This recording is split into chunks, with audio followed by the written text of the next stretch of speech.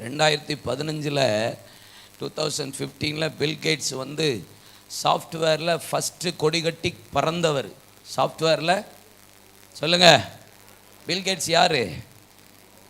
Microsoft கொடி கட்டி பறந்தார் 2015 வரைக்கும், பயங்கரம்.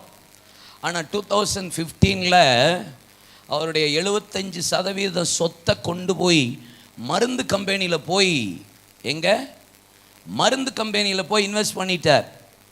எதுக்கு இன்வெஸ்ட் பண்ணாருன்னு யாருக்குமே ஆச்சரியம். சம்மந்தமே இல்லாமல் ஒரு ஐடி ஃபீல்டில் உள்ளவர் மருந்து கம்பெனி ஓனராக மாறுறாரேன்னு பல கேள்வி. நடந்தது என்ன? 2019 வந்துருச்சு கொரோனா. இன்னைக்கு அவருடைய சொத்து மதிப்பு அவ்வளவு அதிகமாகி விட்டாது. இப்போ மருந்து கம்பெனியில் இருந்து அவருடைய 100% சொத்தை கொண்டு போய் வேற ஒரு இடத்துல இன்வெஸ்ட் பண்ணிட்டாரு. எதில் தெரியுமா? நீங்கள் கூகுளில் போய் த வேர்ல்டுலேயே தி பெஸ்ட் ஃபார்மர் யாருன்னு அடிச்சு பாருங்க. உலகத்திலேயே மிக தலை சிறந்த விவசாயி யார் அப்படின்னு அடிச்சு பாருங்க. யார் பேர் வரும்னா பில்கேட்ஸ் பேர் மட்டும்தான் வரும்.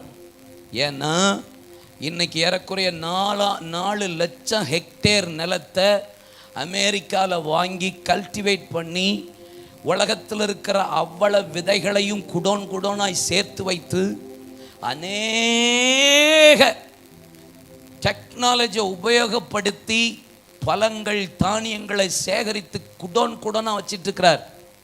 இன்னைக்கு ஏன் அவர் அதை செய்கிறார்னா, மிகப்பெரிய பஞ்சம் வரப்போகுது. கொள்ளை நோய் வர்றதுக்கு முன்னாடி மருந்து கம்பெனியில் இன்வெஸ்ட் பண்ணார். இப்போ விவசாயத்தில் இன்வெஸ்ட் பண்ணிட்டு இருக்கிறாரு.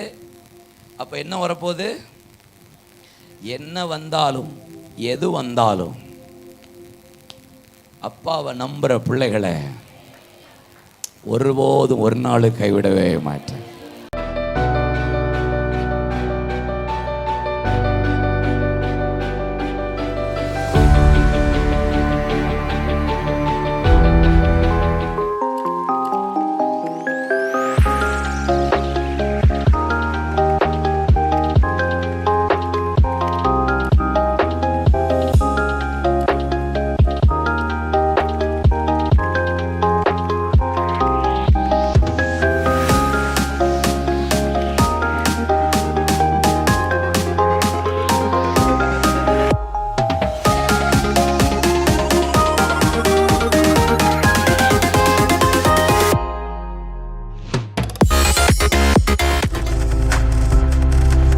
நீங்கள் பார்த்து கொண்டிருப்பது உங்கள் ஜாய் டிவி. உங்கள் துக்கம் சந்தோஷமாய் மாறும்.